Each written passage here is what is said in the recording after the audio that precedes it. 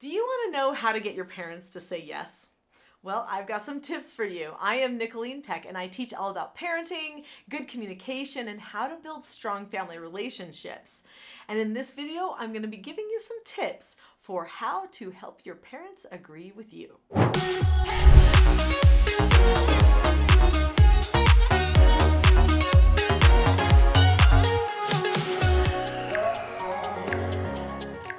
In this video, I'm going to share with you some skills that you can use to help your parents agree with you, and also share with you some tips about getting them to agree with you that you might not have thought of before. So prepare to be surprised. I teach self-government, but a long time ago when I was a teenager, I actually didn't get along with my parents very well at all. In fact, there were skills that I was missing drastically. We fought all the time. I was constantly trying to get them to see my point of view, and I was constantly failing. In fact, one time I remember even getting really aggressive with my parents and even hitting my own mother because I wanted to get my point across so much. And guess what? There was no point in that. It didn't work. It just made more of a division between me and my parents. So what changed? There was this amazing moment that happened with one of my neighbors that literally changed my whole life. It changed the way I see everything and brought me to self-government as a way to live my life. I was over at a friend's house and we were planning for a party that we wanted to throw. It was me and her mom and her, and we had this fun party planned. I was 14 years old, and we were going to invite boys and girls, and we were going to do all these fun activities. And then all of a sudden it hit me. I'm not going to be able to go to this party. My parents never let me do anything. All we ever do is fight. So I said that to my friend and her mom. I said, I'm not going to be able to go. And then my friend's mom asked me a question. This question literally changed the whole trajectory of my life.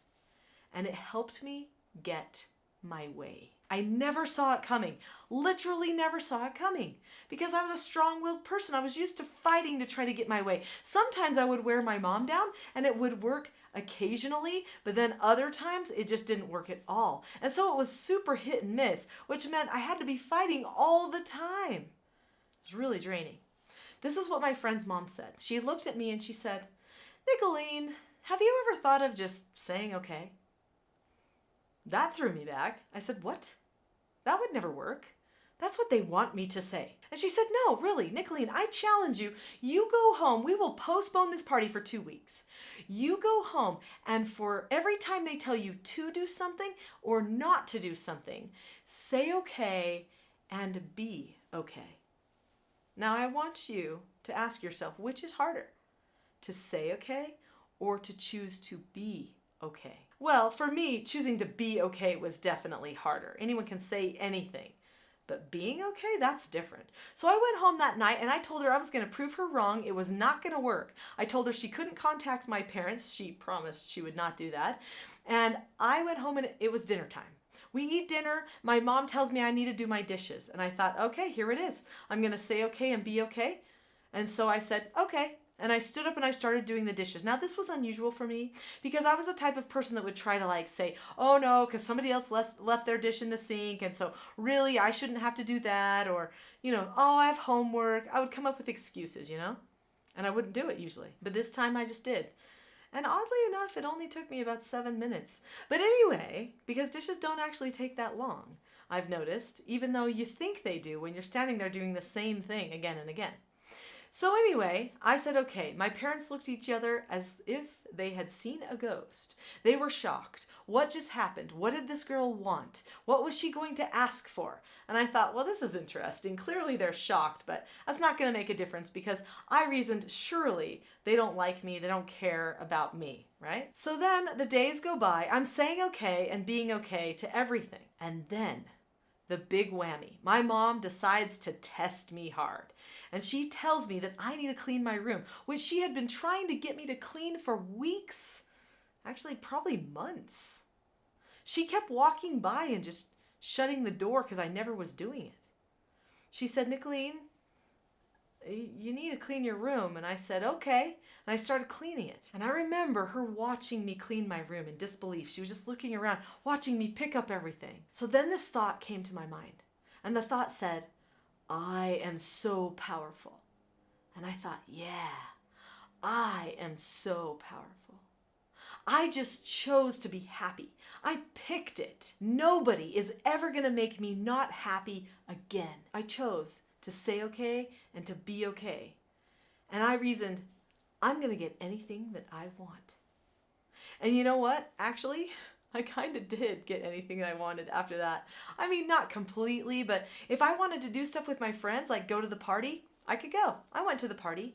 I went to the mall with my friends. I went to the movies with my friends. I had friends over. Suddenly I wanted to have them over because I had a better relationship with my parents, and so I didn't mind people seeing my relationship with my parents. Where before I was kind of trying to hide it, and I didn't want to be around it. Everything changed for me when I learned to say okay and be okay. Those are two vital things to some of the key skills that a person needs as an adult to be successful. I didn't even know, but I actually was inventing skill sets for myself.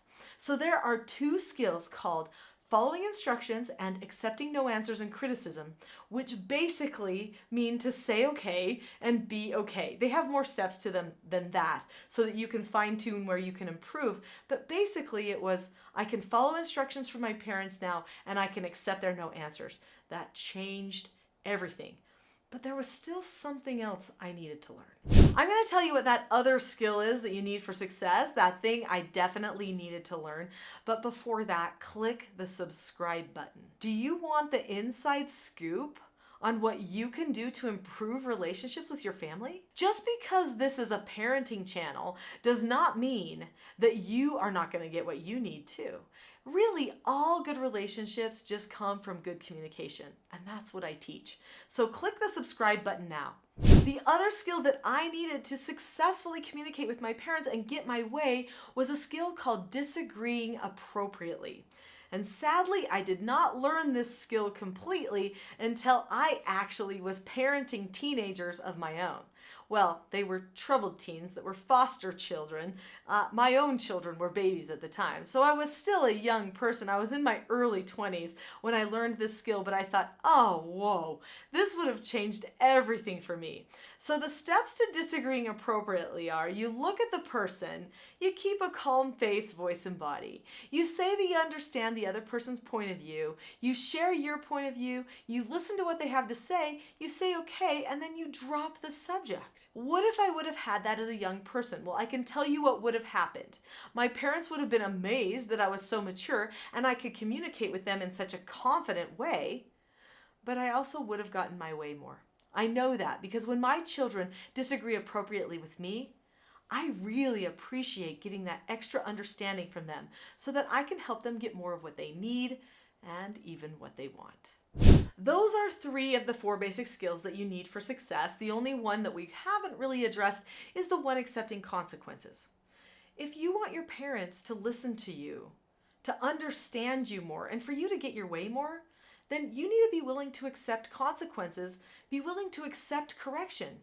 They have a role to teach you.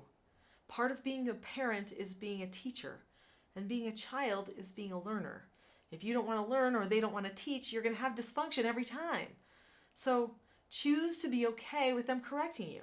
It'll make all the difference. A guy named Sean Covey introduced me to the concept of a relationship bank account years ago. Basically, he said, you know what? People all have like a bank account on the inside. Parents have a bank account, children have a bank account, and there are ways that we make deposits and withdrawals in our relationship bank accounts. I was blown away. I'm like, that's actually true. Every single time a child follows instruction from parent, or accepts no answers from parent, or disagrees appropriately to parent, that's like making a deposit inside your parent's bank account. But every time that you're disrespectful, every time you roll your eyes, every time that you don't follow instructions, or you're mean or rude, that's a big withdrawal. And it takes lots of deposits to get ready for such a big withdrawal like that. So if you want to get your way more often, make way more deposits than withdrawals. I know withdrawals can happen from time to time. That's just part of being human and learning. And forgive yourself for that and fix it. But if you're focused on making deposits, doing all of those 4 basic skills that we've talked about, communicating openly with your parents, they're going to have a lot more trust in you. That's right. When you make more deposits, when you follow instructions, They trust you more. That means you end up having more freedom. That's what happened to me and my parents when I was 14 years old, and it changed everything. My mom started coming to school to check me out just because our favorite department store was having a sale. My mom would have never done that before, but she felt like we were close enough and that it was important enough for us to have that time. Because we had a good relationship finally. It took a long time. And a lot of it rested on me. I remember sitting in church one Sunday, and my dad was at the pulpit, and he said, "I want to thank my daughter for teaching me what it means to be a good father." I knew what he meant. I had chosen to do these skills, and that had changed everything. He had changed. He became a better version of himself because I chose to be a better version of myself too. There are so many more things about calmness and controlling yourself that I could teach you. But I think one of the best ways that you could learn is by seeing what I teach your parents. So if you go to the video, How to Discipline a Disrespectful Teenager, you will see some of the principles and skills that I'm sharing with your parents so that they can do a better job working with you. Now, I'm not saying you're disrespectful. I'm just saying it could happen to any of us. It definitely happened to me. And if you want them to see your way more, see what they are going to try to do with you, or maybe even give them ideas about how they can parent you better so you can have a stronger relationship. This whole channel is full of ideas for how you can improve your relationship with your parents, which in the end gets you more of what you want. Click on the link to that video now.